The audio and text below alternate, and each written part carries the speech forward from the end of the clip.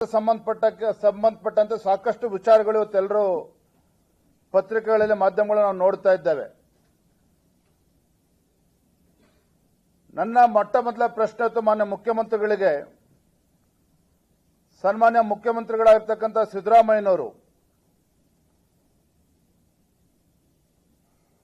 ಅನೇಕ ತಪ್ಪು ಮಾಹಿತಿಗಳನ್ನ ಮೂಢ ಹಗರಣದ ವಿಚಾರದಲ್ಲಿ ಜನರ ಮುಂದೆ ಹೇಳ್ತಕ್ಕಂಥ ಪ್ರಯತ್ನವನ್ನು ಮಾಡಿದ್ದಾರೆ.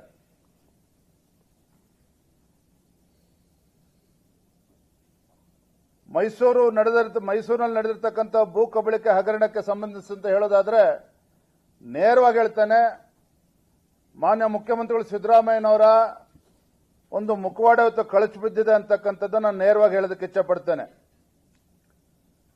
ಹೇಗಾದರೂ ಸರಿ ಬೆಲೆ ಬಾಳ್ತಕ್ಕಂಥ ಭೂಮಿಯನ್ನ ಕಬಳಿಸಬೇಕು, ನಿಯಮಗಳನ್ನ ಗಾಳಿಗೆ ತೂರಿ ಅಧಿಕಾರದ ಪ್ರಭಾವನ ಬಳಸಿಕೊಂಡು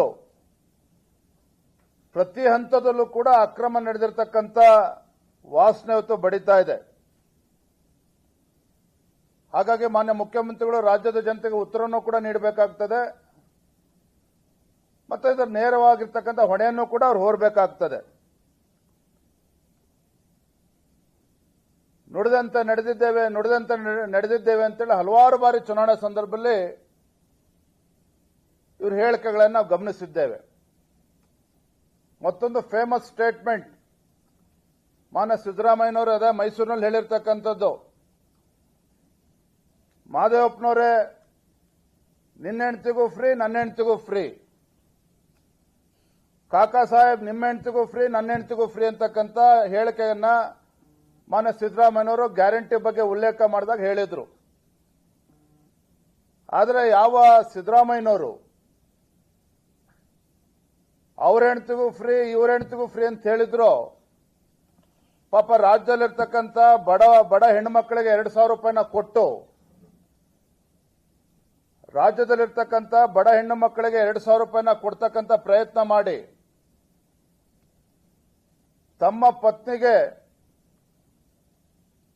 2 ಕೋಟಿಗೂ ಹೆಚ್ಚು ಬೆಲೆ ಬಾಳ್ತಕ್ಕಂಥ ನಿವೇಶನಗಳನ್ನ ಬಡವರಿಗೆ 2,000 ರೂಪಾಯಿ ಕೊಡ್ತೇನೆ ಅಂತ ಹೇಳಿ ತಮ್ಮ ಪತ್ನಿಗೆ ಒಂದು ನಿವೇಶನಕ್ಕೆ 2 ಕೋಟಿಗೂ ಹೆಚ್ಚು ಬೆಲೆ ಬಾಳ್ತಕ್ಕಂಥ ಒಟ್ಟು 14 ನಿವೇಶನಗಳು, ಸುಮಾರು 63-64 ಕೋಟಿಗೂ ಹೆಚ್ಚು ಬೆಲೆ ಬಾಳ್ತಕ್ಕಂಥ ನಿವೇಶನವನ್ನ ತಮ್ಮ ಪತ್ನಿಗೆ ಇವತ್ತು ಸೈಟ್ ಅಲಾಟ್ ಆಗಿರ್ತಕ್ಕಂಥದ್ದು. ಇದನ್ನ ಇವತ್ತು ರಾಜ್ಯದ ಜನರು ಕೂಡ ಪ್ರಶ್ನೆ ಮಾಡ್ತಾ ಇದ್ದಾರೆ. ಬಹುಶಃ ತಮ್ಮ ಅವಧಿಯಲ್ಲಿ ಅವ್ಯವಹಾರ ನಡೆಸಿ ತಮ್ಮದೇ ಸರ್ಕಾರದಿಂದ ಪರಿಹಾರವನ್ನು ಕೇಳಿರ್ತಕ್ಕಂಥ ಮುಖ್ಯಮಂತ್ರಿಗಳು ಈ ದೇಶದಲ್ಲಿ ಯಾರು ಇದ್ದರೆ ನಮ್ಮ ರಾಜ್ಯದ ಮುಖ್ಯಮಂತ್ರಿಗಳು ಸಿದ್ದರಾಮಯ್ಯನವರು. ಇವತ್ತು ಮಾನ್ಯ ಮುಖ್ಯಮಂತ್ರಿಗಳು ಸ್ವತಃ ಅವರೇ ಹೇಳಿಕೆಯನ್ನು ನೀಡಿದ್ದಾರೆ. ಏನು 3.16 ಮೈಸೂರಿನ ಕೆಸರೆ ಗ್ರಾಮ, ಮೈಸೂರು ತಾಲೂಕಿನ ಕೆಸರೆ ಗ್ರಾಮ ಸರ್ವೆ ನಂಬರ್ 464ರ 3.16 ಎಕರೆ ಜಮೀನಿಗೆ ಬದಲಾಗಿ ತಮ್ಮ ಶ್ರೀಮತಿಯವರಿಗೆ ತಮ್ಮ ಪತ್ನಿಯವರಿಗೆ 14 ನಿವೇಶನಗಳು ಇವತ್ತು ಮಂಜೂರಾಗಿದೆ, ಆಲ್ಟರ್ನೇಟ್ ಸೈಟ್. ಇದ್ರ ಬಗ್ಗೆ ಮುಖ್ಯಮಂತ್ರಿ ಹೇಳಿಕೆಯನ್ನು ನೀಡಿದ್ದಾರೆ. 14 ನಿವೇಶನಗಳು ಇವತ್ತೇನು ಸಿಕ್ಕಿದೆ ಅದು ಕೇವಲ 17-18 ಕೋಟಿ ಅಷ್ಟೇನೆ. ನಮಗೆ 62 ಕೋಟಿ ಬರಬೇಕಾಗಿತ್ತು. 62 ಕೋಟಿ ಬರೋ ಜಾಗದಲ್ಲಿ ಕೇವಲ ನನಗೆ ಸಿಕ್ಕಿರ್ತಕ್ಕಂಥದ್ದು ಕೇವಲ 18 ಕೋಟಿ ಮಾತ್ರ ಅನ್ನುವ ಮಾತನ್ನ ಸ್ವತಃ ಮುಖ್ಯಮಂತ್ರಿಗಳೇ ಹೇಳಿದ್ದಾರೆ. ಈ ಸಂದರ್ಭದಲ್ಲಿ ಒಂದು ಗಂಭೀರವಾಗಿರ್ತಕ್ಕಂಥ ವಿಚಾರವನ್ನ ನಮ್ಮ ಪತ್ರಿಕಾ ಹಾಗೂ ಮಾಧ್ಯಮದ ಸ್ನೇಹಿತರ ಮುಖೇನ ರಾಜ್ಯದ ಜನತೆಯ ಗಮನಕ್ಕೆ ನಾನು ತರೋದಕ್ಕೆ ಇಚ್ಛಪಡ್ತೇನೆ. ಇವತ್ತು 2022 ಜನವರಿ 12ನೇ ತಾರೀಕು ಕ್ರಯಪತ್ರ ಏನಾಗಿದೆ, 2022 ಜನವರಿ 12ನೇ ತಾರೀಕೇನು ಕ್ರಯಪತ್ರ ಆಗಿದೆ, ಇದರಲ್ಲಿ ಬಹಳ ಗಂಭೀರವಾಗಿ ನಾವು ಗಮನಿಸಬೇಕಾಗಿರೋ ಅಂಶ ಏನಪ್ಪಾ ಅಂತ ಹೇಳಿದ್ರೆ, ಮೈಸೂರು ನಗರಾಭಿವೃದ್ಧಿ ಪ್ರಾಧಿಕಾರ ಭೂಮಿಯನ್ನ ಇಚ್ಛೆಯಿಂದ ಬಿಟ್ಟುಕೊಡುವುದಕ್ಕಾಗಿ ಪ್ರೋತ್ಸಾಹದಾಯಕ ಯೋಜನೆ ಅಡಿಯಲ್ಲಿ ಮೈಸೂರು ನಗರಾಭಿವೃದ್ಧಿ ಪ್ರಾಧಿಕಾರ ಭೂಮಿಯನ್ನ ಸ್ವ ಇಚ್ಛೆಯಿಂದ ಬಿಟ್ಟುಕೊಡುವುದಕ್ಕಾಗಿ ಪ್ರೋತ್ಸಾಹದಾಯಕ ಯೋಜನೆ ಅಡಿಯಲ್ಲಿ ನಿಯಮಗಳು 1996ರ ಮೇರೆಗೆ ನಿಯಮಗಳು 1991ರ ಮೇರೆಗೆ ದಿನಾಂಕ 5/1/2022ರ ಹಂಚಿಕೆ ಪತ್ರ ಸಂಖ್ಯೆ ಮೇರೆಗೆ ಅಂತ ಹೇಳಿ ಇವತ್ತು 14 ಸೈಟ್ ಕೊಟ್ಟಿದ್ದೀವಿ ಅಂತ ಹೇಳ್ತಾರೆ. ಇಲ್ಲಿ ಬಹಳ ಪ್ರಮುಖವಾಗಿರ್ತಕ್ಕಂಥ ಅಂಶ ಏನಂತ ಹೇಳಿದ್ರೆ, ಮೈಸೂರು ಅಭಿವೃದ್ಧಿ ಪ್ರಾಧಿಕಾರ ಇವತ್ತೇನು ಮುಖ್ಯಮಂತ್ರಿಗಳವರ ಧರ್ಮಪತ್ನಿಗೆ 14 ನಿವೇಶನಗಳನ್ನು ಕೊಟ್ಟಿದ್ದಾರೆ. 1991ರ ನಿಯಮ ಪ್ರಕಾರ ಅನ್ನುವ ಮಾತನ್ನ ಸ್ವತಃ ಈ ಕ್ರಯ ಪತ್ರದಲ್ಲಿ ಉಲ್ಲೇಖ ಆಗಿದೆ.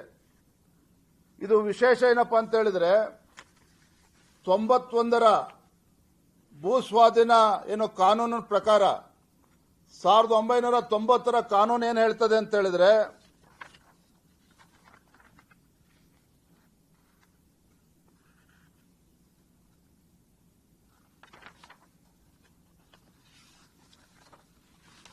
ಸಾವಿರದ 1991ರ ಕಾನೂನಿನ ಪ್ರಕಾರ ಮಾನ್ಯ ಮುಖ್ಯಮಂತ್ರಿಗಳು ಹೇಳಿದ ಹಾಗೆ ಏನು ಅವರ ಧರ್ಮಪತ್ನಿಯ 3 ಎಕರೆ 16 ಗುಂಟೆ ಇವತ್ತು ಮೂಡಾದವರು ಇವತ್ತು ಅಕ್ವಿಷನ್ ಮಾಡಿದ್ದೇ ಆದಲ್ಲಿ 91ರ ಕಾನೂನಿನ ಪ್ರಕಾರ ಅವರಿಗೆ ಬರಬೇಕಾಗಿರ್ತಕ್ಕಂಥ ಒಟ್ಟು ಸೈಟ್ ಎಷ್ಟಪ್ಪ ಅಂತ ಹೇಳಿದ್ರೆ, 1 ಎಕರೆ ಮೀರಿದ್ದು ಜಮೀನಾದ್ರೆ 40x60 ಸೈಟ್ ಕೊಡಬೇಕಾಗಿದೆ ಅಷ್ಟೇನೆ.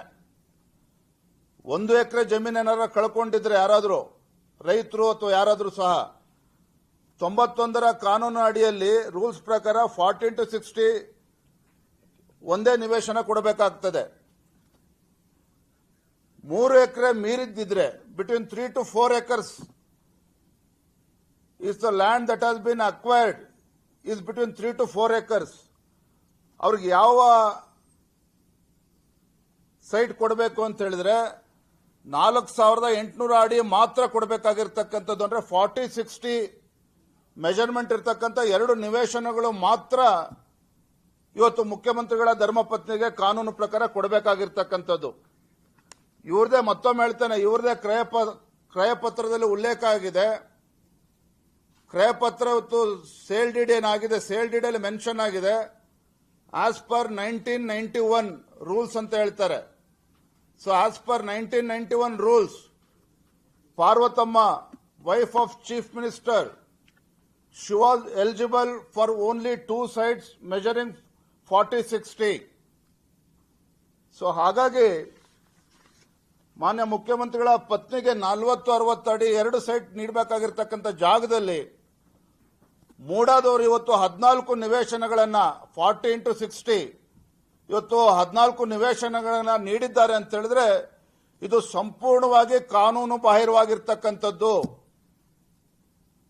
40-60 ನಿವೇಶನ ಇವತ್ತು 14 ನಿವೇಶನಗಳನ್ನೇನು ಮಾನ್ಯ ಮುಖ್ಯಮಂತ್ರಿಗಳ ಧರ್ಮಪತ್ನಿ ಕೊಟ್ಟಿದ್ದಾರೆ, ಸಂಪೂರ್ಣವಾಗಿ ಇದು ಕಾನೂನು ಬಾಹಿರವಾಗಿರ್ತಕ್ಕಂಥದ್ದು. ಯಾರೋ ಪಾಪ ಬಡವರಿಗೆ ಸಿಗಬೇಕಾಗಿರ್ತಕ್ಕಂಥ ನಿವೇಶನ ಇವತ್ತು ಮಾನ್ಯ ಮುಖ್ಯಮಂತ್ರಿಗಳ ಧರ್ಮಪತ್ನಿಗೆ ಸಿಕ್ಕಿದೆ ಅಂತಕ್ಕಂಥದ್ದು. ಎರಡನೇ ವಿಚಾರ ಬಹಳ ಪ್ರಮುಖವಾಗಿರ್ತಕ್ಕಂಥ ಅಂಶ, ಶಾಸಕರು ಮುಖ್ಯಮಂತ್ರಿಗಳ ಪರಮಾಪ್ತರು ಪ್ರೆಸ್ ಮೀಟ್ ಮಾಡಿದ್ದಾರೆ, ಪದೇ ಪದೇ ಹಲವು ವಿಚಾರಗಳನ್ನು ಉಲ್ಲೇಖ ಮಾಡಿದ್ದಾರೆ. ಬಹಳ ಪ್ರಮುಖವಾಗಿರ್ತಕ್ಕಂಥ ಅಂಶ ನಾವು ಗಮನಿಸಬೇಕಾಗಿರೋದೇನೆಂದ್ರೆ, 92ರಲ್ಲಿ ಮೂಡ ಲ್ಯಾಂಡ್ ಅಕ್ವಿಷನ್ ಪ್ರಾಸೆಸ್ ಶುರುವಾಗುತ್ತೆ 6-1, 98ರಲ್ಲಿ ಲ್ಯಾಂಡ್ ಡಿನೋಟಿಫಿಕೇಶನ್ ಆಗುತ್ತೆ ಅಂತೇಳಿ ಹೇಳ್ತಾ ಇದ್ದಾರೆ.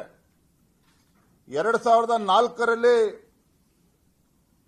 ಸಿದ್ದರಾಮಯ್ಯ ಅವರ ಬ್ರದರ್ ಇನ್ ಲಾ ಅಂದ್ರೆ ಪಾರ್ವತಮ್ಮ ಅವರ ಅಣ್ಣ ಖರೀದಿ ಮಾಡ್ತಾರೆ ಜಮೀನನ್ನ. 2004ರಲ್ಲಿ ಏನು ಜಮೀನು ಖರೀದಿ ಮಾಡ್ತಾರೆ, ಆರ್ಟಿಸಿನಲ್ಲಿ ಸ್ಪಷ್ಟವಾಗಿ ಉಲ್ಲೇಖ ಆಗಿದೆ, this is under the acquisition of MUDA. Mysuru ಅಭಿವೃದ್ಧಿ ಪ್ರಾಧಿಕಾರ ಭೂ ಸ್ವಾಧೀನದಲ್ಲಿ ಇದೆ ಅಂತೇಳಿ 2004ರಲ್ಲೂ ಇತ್ತು. ಭೂ ಸ್ವಾಧೀನದಲ್ಲಿ ಇದ್ದಿದ್ದೇ ಆದರೆ 2004ರಲ್ಲಿ ಮಲ್ಲಿಕಾರ್ಜುನ ಸ್ವಾಮಿಯವರು ಹ್ಯಾಕ್ ಖರೀದಿ ಮಾಡಿದ್ರು ಅಂತಕ್ಕಂಥದ್ದು ಮೊದಲ ಪ್ರಶ್ನೆ. ಇವರೇನು ಮಾನ್ಯ ಮುಖ್ಯಮಂತ್ರಿಗಳು ಕ್ಲೇಮ್ ಮಾಡ್ತಾರೆ.